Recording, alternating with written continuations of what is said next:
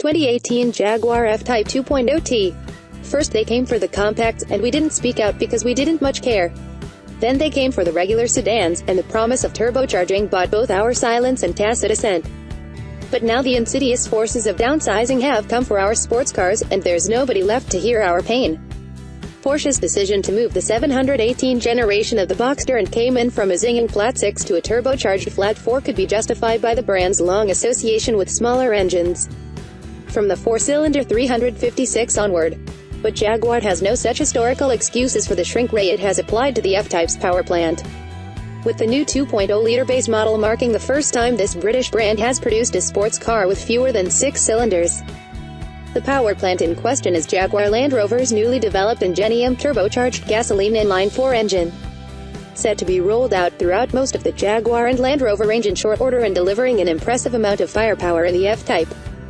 It might be short on both cylinders and displacement when compared with its predecessors, but the peak 296 horsepower is slightly more than the Jaguar XJS made from a 5.3-liter V12 in the early 1990s. Jaguar is predictably keen to have us perceive the new power plant as something other than an economy option, and, although the 4-cylinder will drop the entry-level price for the range slightly, the most obvious benefit is the claimed pairing of 115 pounds of mass when compared with the 3.0-liter V6 that now sits above it in the range hierarchy. The 2.0-liter will be available only with an 8-speed automatic gearbox. Jaguar execs admit that their expensively engineered 6-speed manual transmission offered in V6 F-Type models is selling in disappointingly small numbers. There won't be an all-wheel drive option with the smaller engine, either. Jaguar asserts that the 2.0-liter automatic will dispatch the 0 to 60 mph benchmark in 5.4 seconds, or 0.1 second quicker than the company's claim for the previous base model, a 340 HP V6 with the manual. The only stick-shift F-Type we've tested was a coupe equipped with a stronger 380 HP V6, which appends an S to the name and ran to 60 miles per hour in 4.9 seconds. Visually, the 4-cylinder model is distinguished from other F-Types by being limited to a single central exhaust pipe in the middle of the rear bumper. LED headlights and Jaguar's InControl Touch Pro infotainment system are now standard, adding some extra value beyond that given by the 4-cylinder's slightly reduced price. The coupe is $60,895 compared with last year's base of $62,395 for a manual V6. The convertible costs $63,995 to last year's $66,395. Lacks little on the road. We drove the new car over some of the same roads in North Wales that Jaguar's engineering team made extensive use of during its development. This is a land where the asphalt can be as challenging as the syntax. The fast A470 that links Bedway's Wycoed with Blenheim Festiniog is particularly notable on both counts. And this smaller-engined F-Type acquits itself brilliantly. The new engine isn't the most natural sports car power plant, being more keen to produce low-down grunt than high-revving excitement.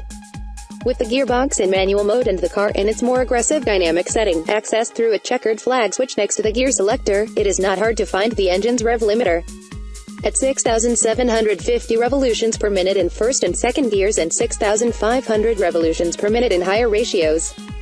Left to its own devices, though, the transmission always shifts far closer to 5,500 revolutions per minute where the engine's output peaks, but these gear changes are both prompt and smooth.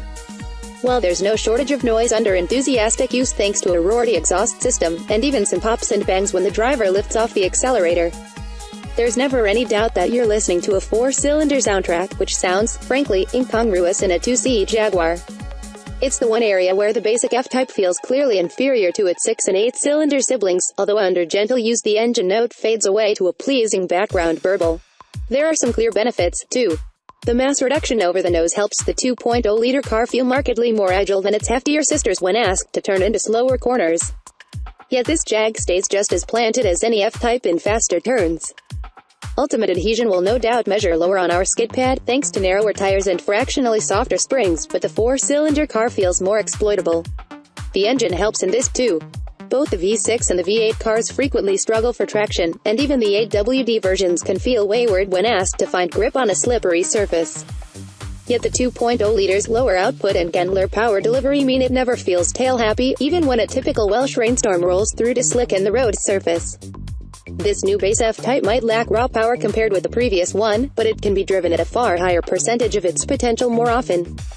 As a result, it lacks little over its more expensive siblings in terms of real-world pace, or even thrills.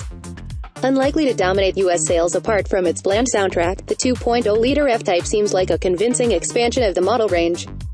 Yet we know its appeal has been honed for those parts of the world where gasoline costs more than vintage wine and where buyers pay punitive taxes based on displacement, power output, or CO2 emissions.